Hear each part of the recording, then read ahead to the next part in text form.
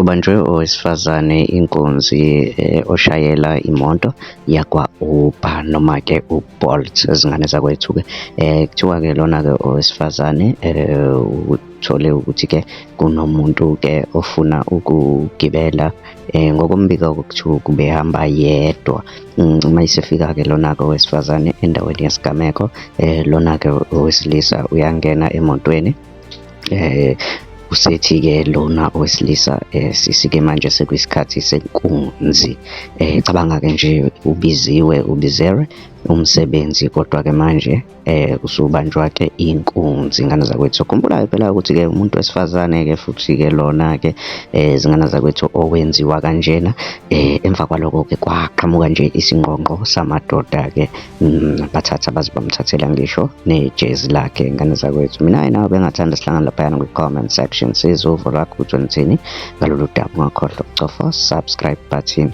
Ingane zakwethu-ke igameko-ke ezikanjena sezandile kakhulu. Asazi noma-ke ingoba-ke mhlawumpe-ke indlela abantu-ke abazama ukuziphilisa ngayo-ke njengoba-ke eNingizimu Afrika ingekho imisebenzi, kodwa-ke abanye-ke laphayana kuma-comment section basola ukuthi-ke kungenzeka ukuthi lona wesilisa noma laba besilisa abase-Mozambique, abanye bathi Nigeria, abanye bathi Zimbabwe. Wena ngane yakwethu-ke kungabe kuthini ukuphawula kwakho? Asihlangane kwi-comment section. Ngane zakwethu-ke udaba-ke lolu olungemnandi, udaba-ke lolu olubi kakhulu. So khumbula futhi-ke ezinsukwini khona isithombe noma-ke lapho-ke umthwebuli oke waveza ukuthi-ke owesifazane owesilisa oshayela itekisi naye udutshulwe washona ebanjwa inkunzi. Ngane zakwethu-ke isihlava-ke lesi-ke esibi endimeni yokusebenzela umphakathi.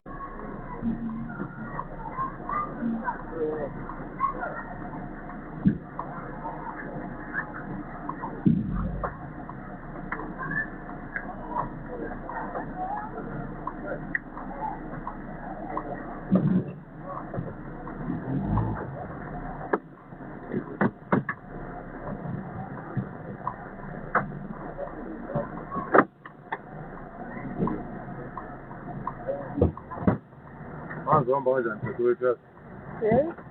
Hamba kanjani? Dadewethu lapha sekuyinkunzi lapha yezi. Sekuyinkunzi khona lapha yezi. Sekuyinkunzi khona lapha, awusakhulumi lutho, sokukhuluma mina yezi. Yezi, baningi labantu ungatabona nkinga. Ikhamera yakho le isunwayo, futhi sekuyinkunzi lapha yezi. Ingaphenye ifoni yenza fast. Ingaphenye ifoni. Ifoni wena. Eyinye futhi khona msunu wakho nophatha ifoni eyi-1 njani wena mphidi wakho yezi. Maqeda uhambe futhi ungasibheki. Njengoba umpopho wakho lo ubambe kahle.